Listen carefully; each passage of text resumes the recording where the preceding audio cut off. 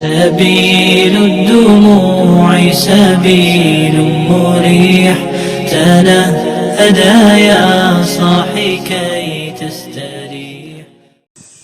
السلام علیکم ورحمۃ اللہ وبرکاتہ. زکوٰۃ کے اہم بنیادی 4 چیزوں میں چوتھی چیز مصارف زکوٰۃ ہے. مصارف زکوٰۃ یعنی کن لوگوں کو زکوٰۃ کا مال دینا چاہیے. ایک سوال کیا جاتا ہے کہ زکوٰۃ کس کو دی جائے. اللہ جل شانہ نے سورہ توبہ آیت نمبر 60 میں مستحقین زکوٰۃ کا ذکر کیا ہے. نمبر 1 فقیر یعنی وہ شخص جس کے پاس کچھ تھوڑا مال و اسباب ہیں لیکن نصاب کے برابر نہیں. نمبر 2 مسکین یعنی وہ شخص جس کے پاس کچھ بھی نہ ہو.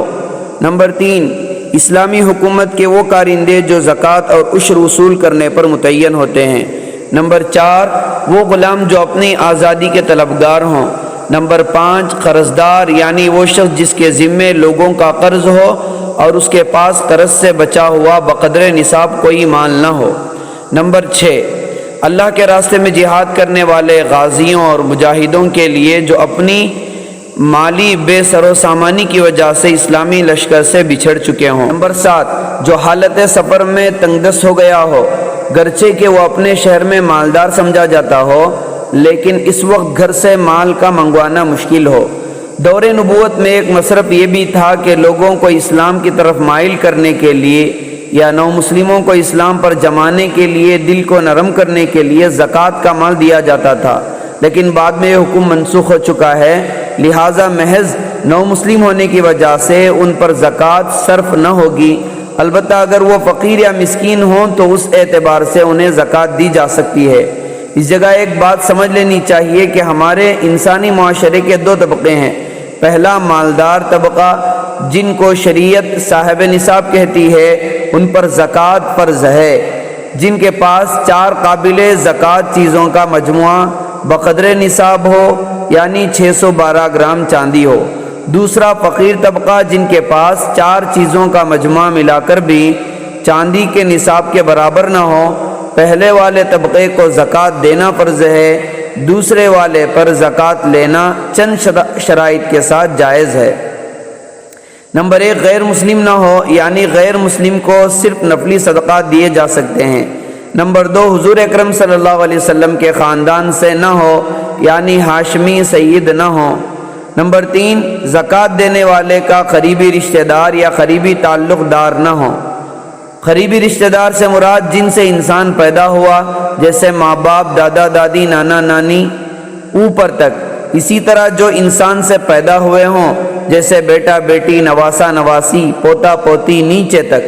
لہٰذا مالدار اور فقیر کو پہچاننے کی کسوٹی وہ صاحب نصاب کا بننا ہے. اسی طرح زکوٰۃ کی ادائیگی کے وقت چند باتوں کا معلوم کرنا ضروری ہے. نمبر 1 زکوٰۃ کی تاریخ معلوم ہو. زندگی میں پہلی بار قمری سال کی جس تاریخ کو بھی نصاب کے مالک ہو گئے ہوں وہی تاریخ آپ کے زکوٰۃ کے حساب کی تاریخ کے طور پر طے ہو جائے گی. نمبر 2 قمری سال کا اعتبار ہوگا.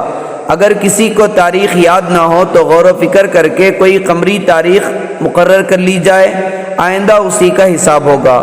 نمبر 3 زکوٰۃ کی پیشگی ادائیگی زکوٰۃ کی تاریخ آنے سے پہلے.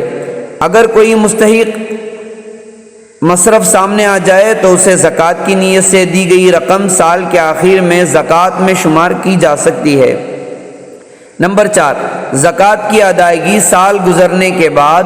اگر آپ زکوٰۃ کی ادائیگی سال گزرنے پر نہ کر سکے، چند ماہ گزر گئے یا کئی سال سے زکوٰۃ کی ادائیگی نہیں کی تو بعد میں زکوٰۃ کی ادائیگی پر زکوٰۃ ادا ہو جائے گی.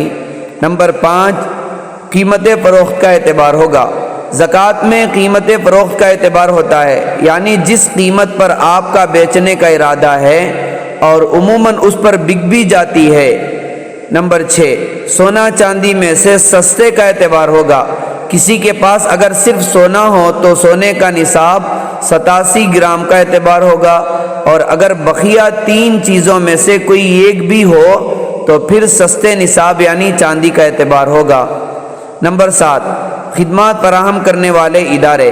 جو کمپنیاں صرف خدمات یعنی سروس فراہم کرتی ہیں، سامان فروخت نہیں کرتی، ان کو سال کے آخر میں بیچنے والی نقدی کیش پر زکوٰۃ دینی ہوگی۔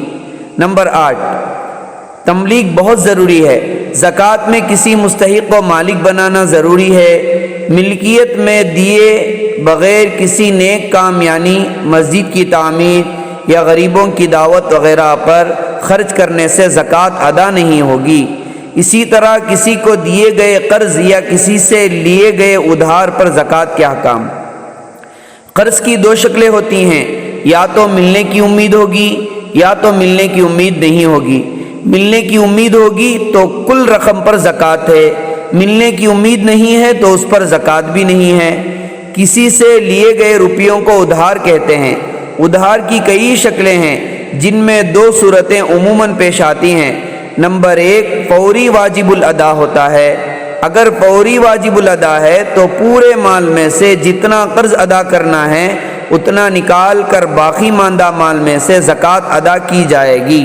نمبر 2، قسطوں میں یعنی حصہ وار کر کے ادائیگی ہوتی ہے۔ اگر قسطوں میں ادائیگی ہو تو اس مہینے میں جتنی رقم ادا کرنی ہے اتنی نکال کر باقی ماندہ مال میں سے زکوٰۃ ادا کرنی ہوگی۔